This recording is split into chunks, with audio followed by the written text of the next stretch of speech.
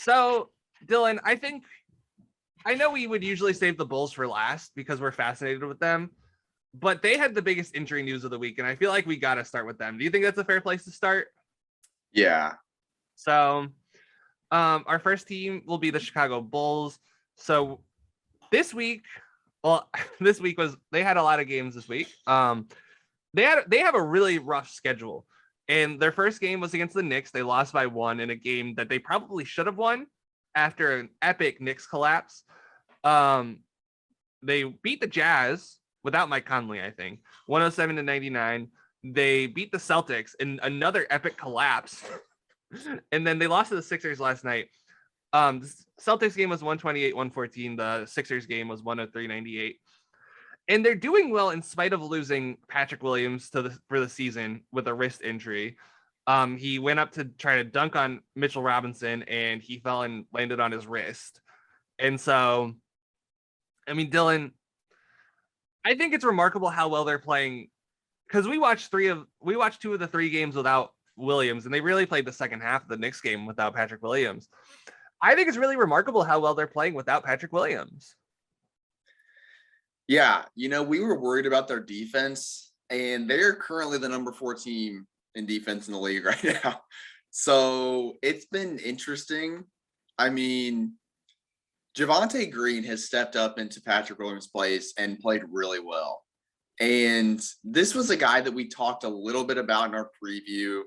Like, he kind of caught my attention at the end of last year. He was getting some run, and he wasn't playing too much. So, like, there wasn't really much reason to expect him to have a huge role.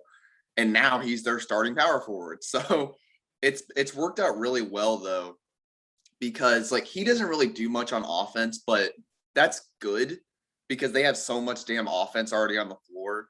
And Patrick Williams was going to fall into that role too, where he just wasn't going to get a ton of opportunities because, man, I mean, you got 3 really good ball handlers on the floor, and then you got Vucevic, who's one of the better offensive centers in the league. So he has really helped them hold that together. And their bench has been fine. I mean, we expected the bench to be kind of thin, and obviously having a huge injury like that's going to make it even more thin. But, I mean, Caruso's been really good. Ayo Dosunmu, the rookie, has had some really nice games. I mean, the Celtics game especially, he was awesome. And I think it's funny that Derrick Jones Jr. is now on the 3rd team in a row where he has just way too much responsibility because, I mean, the Heat kind of relied on him at the 4. The Trailblazers last year relied on him at the 4, and now the Bulls. And, I mean, he's a fine player, and he's still ultimately going to be a backup, but maybe a little bit too much pressure on Derrick Jones Jr. to perform here. But, to start the season, it's looking good. If this team could take half of their backcourt talent and convert them into 6'9" guys, they'd probably win the championship. This team, they're firing on all cylinders right now. And I know it's, only 8 games into the season because they're 6-2, I forgot to say, but they're really firing on all cylinders on offense. It's amazing to me how well they've been doing on the offensive end. And I mean, it's a shocker that Zach LaVine and DeMar and Vooch all kind of fit like a glove, even if Vooch is going through a little bit of Kevin Love syndrome at this point. I think that it's really interesting. It's going to be really interesting to see how the pieces fit. I think that one of the keys for their season, and I know it's only 8 games in, but towards the trade deadline, they're going to have to get another body at the 4 spot, right? They're not going to be able to last through the season with the way their front court depth is. It just isn't plausible, right? Tony Bradley to me has actually been a real surprise at backup 5 to the point where I don't think I trade for another 5. I think unless it's a package deal, here's an idea I've been throwing out to our friend Caleb. I'd do maybe Kenrich Williams and Derek Favors for Kobe White and Derek Jones. I think that might really benefit the Bulls, and maybe throw in a 2nd-round pick because Sam Presti loves those. But just something to that effect where you get improved front court depth just because they're so lacking in it. But I think right now, the way the East is constituted, with how much size there is in the East, there's only 2 big guys you got to worry about in the East, and that's well, you got to worry about Bam. The Heat are very physical, but they're not exactly what I'd call a huge team. You got to worry about Embiid, and you got to worry about Giannis. And last night they only lost to the Sixers by 5. And I think the Bucks would probably kill them at full strength. Let's just be real.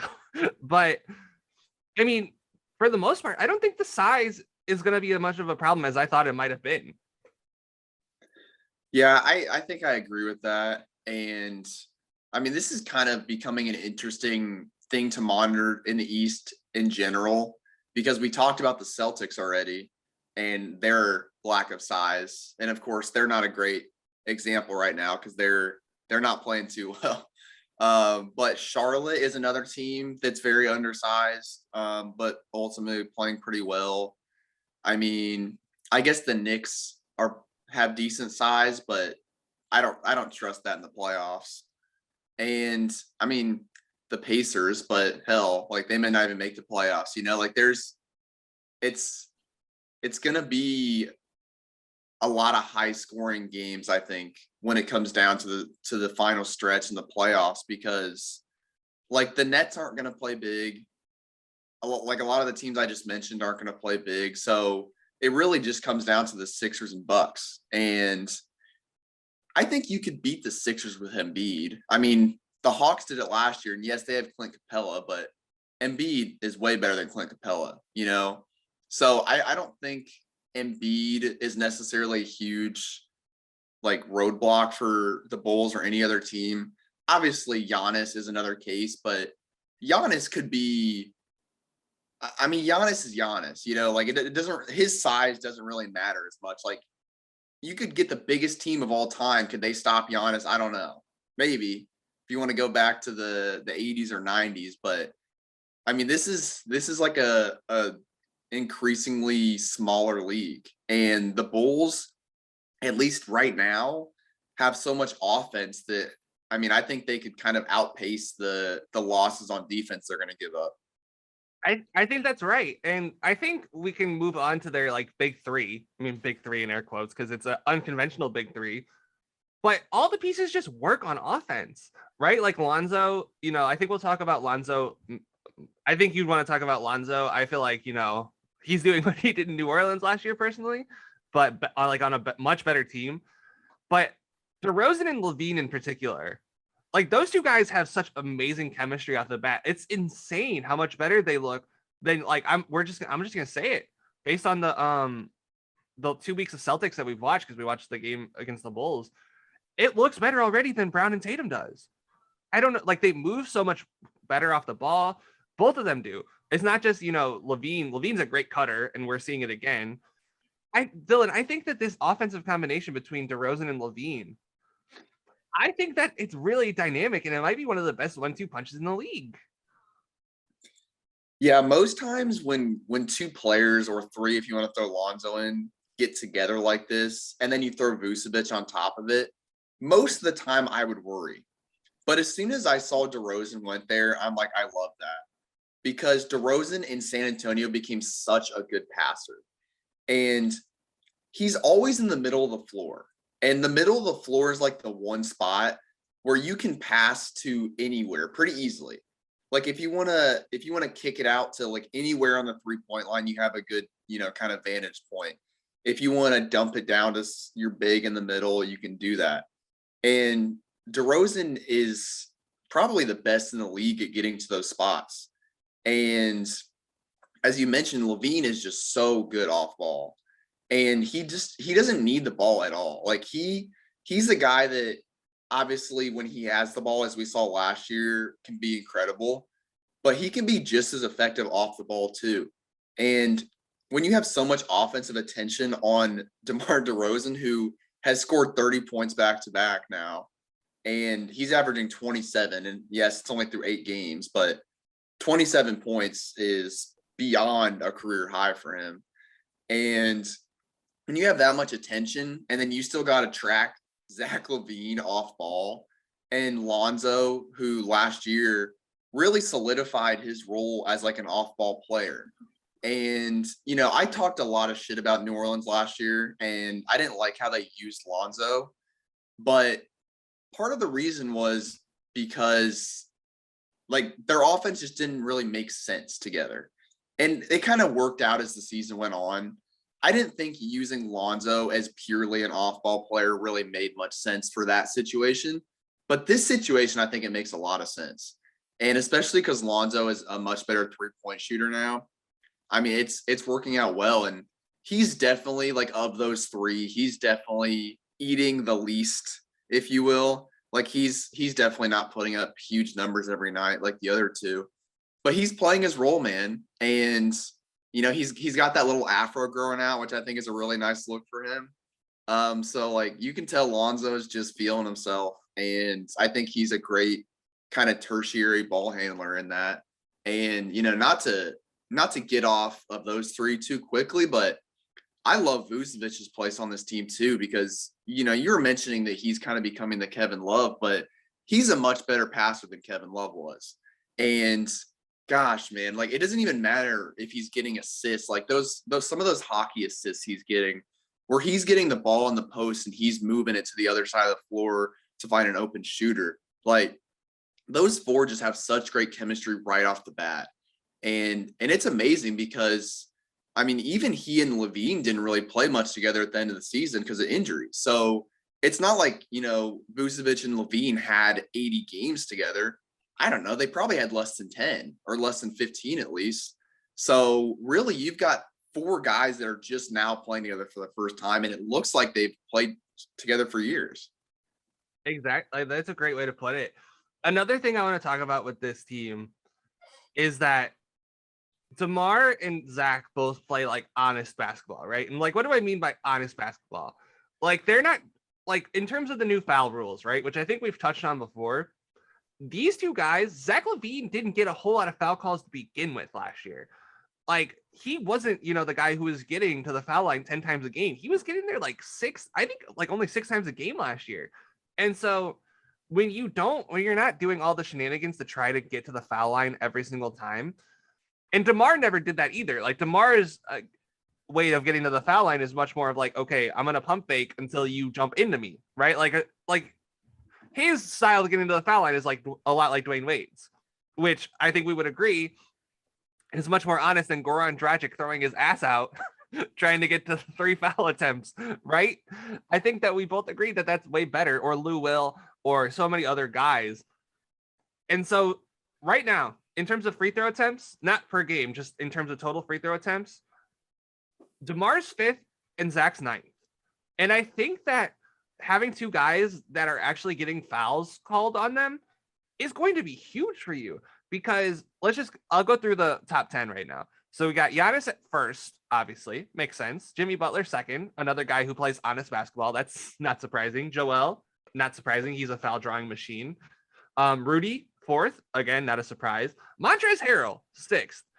And I think this is where it'll start to get interesting. A guy that we're covering later on today, Harrison Barnes, 7th. Kevin Durant, 8th. Zach LaVine, 9th. And AD, 10th. And all those guys have, I think, one thing in common. Joel, maybe I would say he kind of, did some tricks to get fouls called on him last year, but all those guys, for the most part, draw their fouls organically. And I think that that's something that the refs are rewarding so far early in the season. Like, Trae Young is at 13 right now. Luke is at 15, which feels like that should be like 10 spots higher. And then like De'Aaron Fox is at 18, Sexton, Miles Bridges is in the top 20. So like, I think that my point is, I know I kind of meandered here, but my overall point is just like those two guys playing honest basketball and not like forcing the fouls is really helping them with the referees. Yeah, that's a really interesting point, because I was watching some of that Nets Hawks game last night, and they were talking about that because, I mean, Trae Young and James Harden are like the two poster childs for, kind of drawing or exaggerating contact. And I mean, it doesn't even feel fair to put Trae Young up there because it's Harden. Like, Harden is the true, king of that. And he's as good as he was. Like, he's the reason why people said his play style is the reason they hated watching him. Like, it's kind of crazy to say you hate watching a guy that, was an MVP candidate for like 5 years straight. But he just drew so many fouls, and like it was great for the team. But as far as watching, yeah, it was tough to watch. And we're seeing this year, man, like Harden is struggling. I think the only good game he had this year, of course, was against the Pacers. But man, like he is struggling. And like I think he barely cracked 10 points last night. I think I stopped watching towards the end, but he was like he's got to work for his points now. Like it's not he's not just sitting at the 3-point line and pump faking and getting 3 foul shots anymore. So, from a league perspective, it's really nice to see that rule change. And yeah, Zach LaVine right now, he's up a whole free throw attempt over last year. I don't I mean, how many guys in the league can say that they made that big of a jump, with these rule changes? And I don't like I haven't watched enough to figure out what exactly he's doing different from last year. Maybe being off ball has helped him somehow. I don't know. Like he's a guy that naturally attacks the rim a lot anyway. So yeah, like he's the guys that do that get rewarded. And like you mentioned Jimmy Butler, he's a guy that's like that too, where he's going to the rim, man. And sometimes when you're going to the rim, you're gonna get hacked. And I think that's helped him a lot. And DeMar is kind of the same thing. Like I mentioned earlier, he's in the mix all the time. Like he's not Steph Curry pulling up from 40 feet out that doesn't even have to get close to a defender. Like he's getting in the mix. So you're gonna have a lot of hands swatting at you when you're in there. And I mean, I think free throws are down across the league for most teams. So to have your two best offensive players really getting fouls like that, yeah, I think it's definitely a huge advantage. And I think that's one thing I noticed is just like both of those guys, like it's kind of a free throw line parade. And what do they say about like, getting in rhythm for guys? It's all about getting to the foul line. And like right now, Zach is at 93.9% and DeMar's at 88%. Like, I don't think either of those will hold. I think Zach's will get down to like 88, 89. He's a really good shooter though. So you wouldn't be surprised if it stayed above 90. And then DeMar, I think will go down to like I think he's usually around 85. But 85% for getting to the foul line 7 times a game is massive. That's an extra like 5 to 6 points a game. So I think those two have that kind of figured out. They kind of have the off ball stuff figured out. And I'll bring it back to Vooch real quick. You brought up the passing earlier. That is so key for their team. Like he's kind of like the connector on offense. And like he can stretch, he can do his work in the post, but there's not really a whole lot of centers I want Vooch going one-on-one in the post against anymore. Really, it feels like the league has kind of gotten bigger. Vooch isn't that big, all things considered. I think he's only like, I'm gonna check the basketball reference real quick. I think he's only like 6'9", or he might be 6'11", but he's 6'11", 260. And we got some real hulks in the game right now, like Valanciunas, Sabonis. Got some real. Those are on the smaller end too, like Boban. But like in all seriousness, I mean, Vooch is still such a good scorer to have out there. And I think we should close out the Bulls section. You talked about Javonte Green at the beginning. I love the way he's playing. He should not be doing so well at the 4, but he is. Caruso, man. I think if he was starting, he'd make an all defense team. I think he probably should have been an all defensive team player last year. Like, he was so ridiculously good. He's just so ridiculously good out there. He's such a good ball mover. His shooting has never been great, but I think on this team, it doesn't have to be. I think the way the league is trending, I don't think shooting is going to be as necessary as it used to be.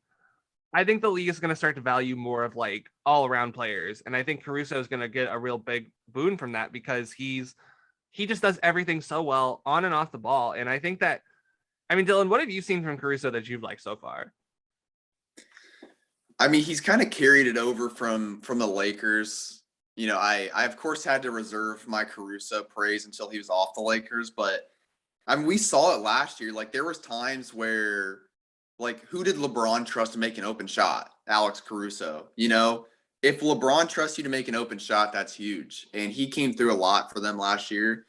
But now I think we're seeing him with even more responsibility, despite the fact that they have so many ball handlers. Like he can play with any of those guys. You can play him with Lonzo. You could play him with a mix of, 2 different guys. Like he can play with anyone. I mean, he's good off ball. He's pretty good on ball.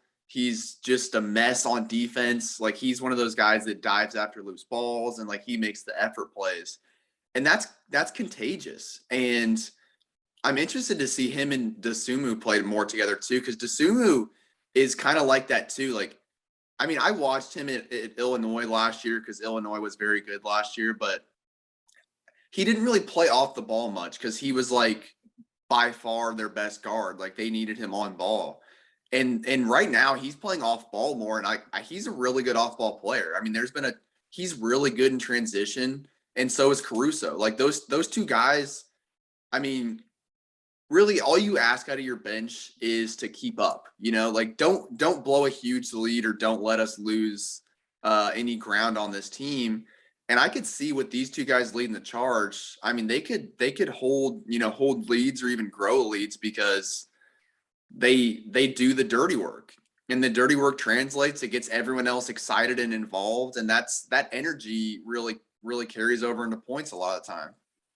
I mean, that's the perfect way to put it. I mean, I thought Io was one of the steals of the draft. I mean, there's a lot of steals in the draft last year. I mean, I think Jared Butler will end up being a steal in the draft. I think Herb Jones on the Pelicans, he might end up being a steal in the draft. Like, there's going to be, like, Duarte is looking like a steal. Scotty Barnes is looking like a steal at 4.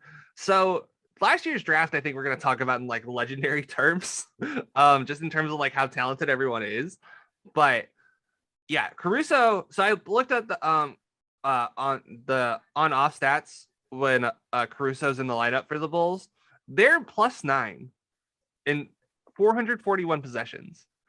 They're really good with him on the floor, and I think having a 5 with him, and like if you run your closing 5 with like him, Lonzo, Zach, DeMar, and Vooch, I really have liked Lonzo's ability to guard up this year. Like, he did a really good job on Randall in that Knicks game. Randall sliced them up passing wise, but like other than that, he was pretty much out of the game shooting wise. Like, they took him out of the game. Like, Randall, to be like, I'll give him credit. He was really good at dishing it, but he wasn't doing the best job of scoring. And that's just because Lonzo just pretty much shut him down. Yeah, and that's something that we've talked about over the years that I think me and you both really appreciate, the strong guard. I mean, that is huge because guys like Randall, as strong as Randall is and as good as he is at getting to the rim, he's not Joel Embiid, Like, there's just some guys that even a big guy can't push around. We've seen it with Harden over the years. Harden gets so much shit for his defense, but he's really strong in the paint. And over the years, especially in Houston when they needed the defensive help, like, he was willing to take on the bigger guy in the post that they needed to stop. And yeah, I'm glad you mentioned that with Lonzo, because I had the same thought of him picking up Randall. Like, he's just a strong guy, and Randall was like had pretty good positioning in the post, I thought, a lot of the time. But Lonzo, he just couldn't move him. And this team, I mean, they're playing really good defense right now. I think it may just be because they're so active. I mean, there's a lot of active hands, which active hands is like the best way to make up for lack of talent or size, I think. So they're doing that well. And I mean, we'll see how that holds up as the season goes on, but they're going to need players like Lonzo and Javonte Green to really step up on defense and hold their own because, we know Vucevic isn't going to block shots. We know Zach LaVine's going to get beat a lot. So if you can get as much out of you can on defense from Lonzo, that's going to be great. And sometimes it'll be on the perimeter, sometimes it'll be in the post. That's what's great about him. So I think this question will be how I close out the Bulls section, because I feel like we've had a good discussion here.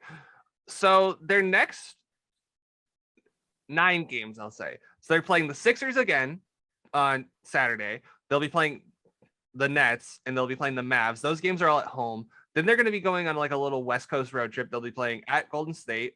They'll be playing both the LA games back to back, like it usually is.